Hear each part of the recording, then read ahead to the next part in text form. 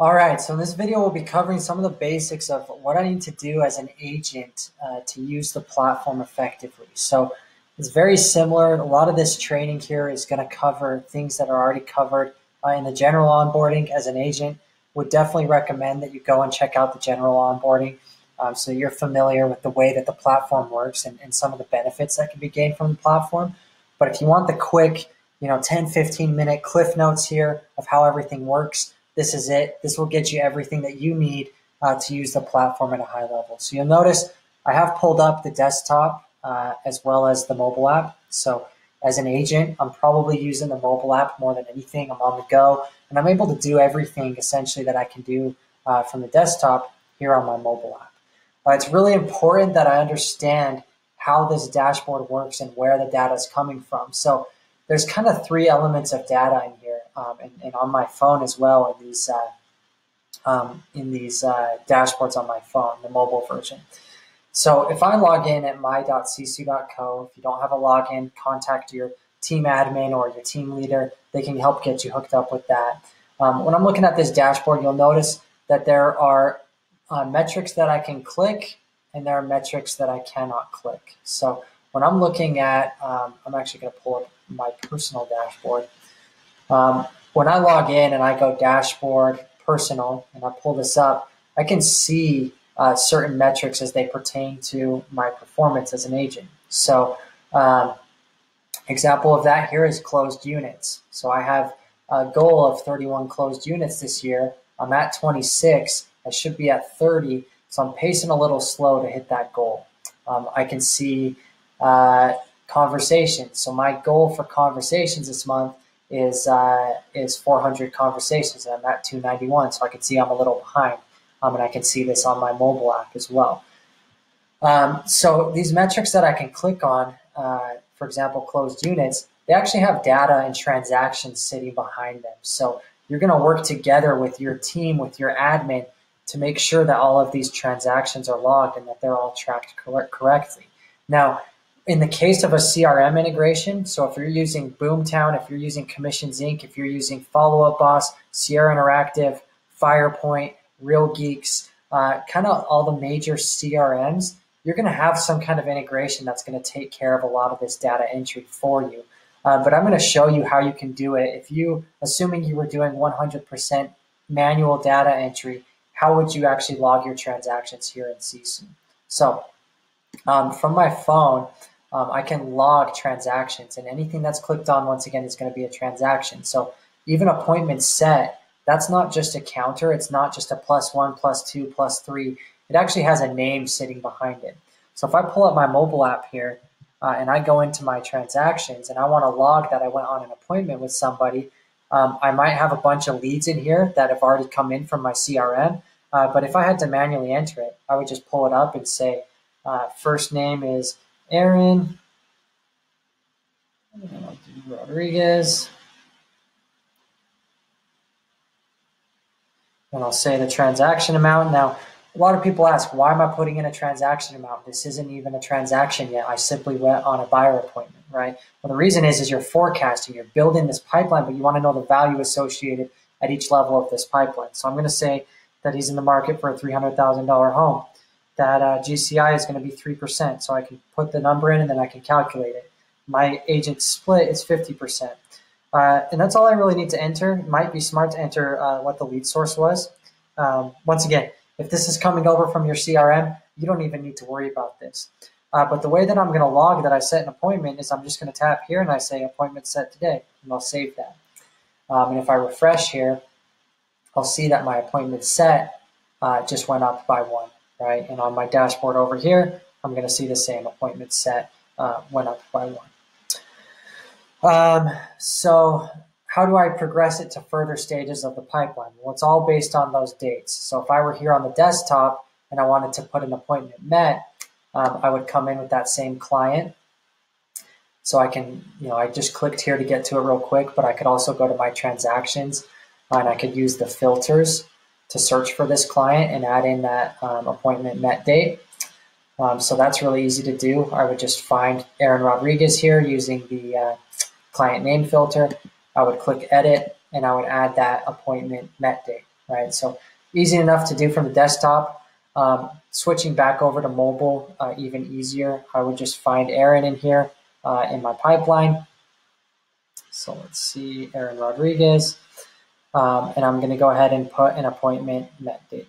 And we'll say that was today. So I'll save that. I could also do it from here on the desktop if I wanted to. Very easy to do it each way. And that's what's going to give me credit for that appointment met. So if I pull up my dashboard here, I now have credit for that appointment met. And same goes for signed. Signed meaning you signed a buyer broker agreement, or they are now your client. You're working with them. So basically an active buyer under contract and then closed. They're all based on those dates that I can see here in my app. So if I go and give them a sign date, under contract, settlement date, that's going to reflect in my report.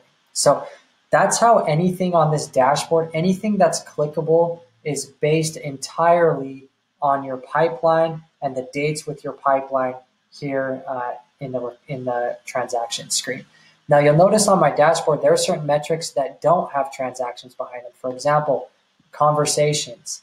That's not based on any kind of name or transaction behind it. It's simply just a counter. It's +1, +2, +3. So in many cases, you're using a CRM. If you're using Boomtown or Follow Up Boss or Firepoint or Real Geeks, or if you're using Mojo Dialer even, you can get this to flow in automatically so that you don't have to track it. But if I were tracking it manually, let me just change one thing real quick. If I were tracking it manually, I would come into this record screen and all the activities that I can track, and the team admin can set these activities and call them whatever they want. So for a lot of you agents that are used to filling out like a sales tracker sheet, or maybe you're used to tracking your numbers somewhere on your own, this is the equivalent, this is the replacement of that, where I could just come in on my app and I could track them as we go. And we highly recommend, if you're doing manual tracking, just track it as you go. Pull up your app, track it like this, or I can go to the record screen and I can just track these lead generating activities as they happen throughout the day. Now, this is anything that is not transactionally driven, so conversations, hours prospected. But some of these appointment metrics even are based on an actual name in your pipeline. So if I can click on it, I'm not going to log it here on the activity screen. I'm going to log it here on the client screen or the transaction screen. But yeah, essentially I can hop in here and I can log any of those metrics. If I need to go back a day, I can select a date. Make sure I hit save when I'm done so that I save all this data. And I can see that reflected on my dashboard here. So I can see that I just logged some conversations, and that's putting me now on pace for my conversations goal. And I can look at this over different date ranges if I want, similar to how I could on the desktop. A couple other cool things as an agent on my app. I can, most salespeople are somewhat competitive, so they'll come in here and see who's had the most conversations this month, and I can kind of create a competitive element there. As a salesperson, that competition is really your friend because it's going to help you increase your performance. It's going to help you stay on top. I can also run some cool reports here. So if I go into my reports, I'll have certain reports here like this accountability report that will show me how I'm pacing towards each of my goals. I might check out the performance and conversion or production and activity report, where I could run conversion ratios to know what's my ratio of conversations to closings. Okay, every 100 conversations I have, about one of them is turning into a closing. That's a pretty motivating statistic right there to keep me on my game. So what you'll want to do as an agent, now that you understand how everything can be tracked manually, make sure you're looking and talking with your team admins to understand what of this can be tracked automatically. Do I have to log my conversations manually, or can they be pulled from my CRM already, or can they be pulled from Mojo Dialer? Do I have to track my transactions in here? Are those being pulled? At what point does an admin track this versus me tracking this? So the sooner you understand those things, the easier this is all going to get, the more that you're just going to have these automated processes that put this data at your fingertips and make tracking your numbers really easily. One other thing, the goal setting is just from account goals. So you'll likely have a team admin working with you. But if I go to account goals, I can set all my goals here. This is covered really extensively in the goal setting module there on our onboarding page, sisu.co/onboarding. So if I'm looking for additional support here, I want to get a deeper feel for the system. Really a lot of good stuff here at sisu.co/onboarding. I can scroll down and see all of the different types of training and support. So this is where that general onboarding is, and you'll have those videos over here that you can hop into. One other thing that is important to call out on this whole thing is agents across the industry will pay thousands of dollars every year and $1,000 a month even to get this type of training, to get this type of coaching, to have a system where they can really use the numbers to drive their business. And it's really cool when this kind of training, this kind of coaching is provided by a brokerage or by a team leader. So definitely take advantage of this. You're going to absolutely kill it if you know the numbers that drive your business and use them to improve. Good luck. Reach out to the Sisu team if you have questions. We have a chat box on our website. Just write down here if you ever want to reach out, get some quick support. We're here to help you and make sure you have everything dialed in. Good luck.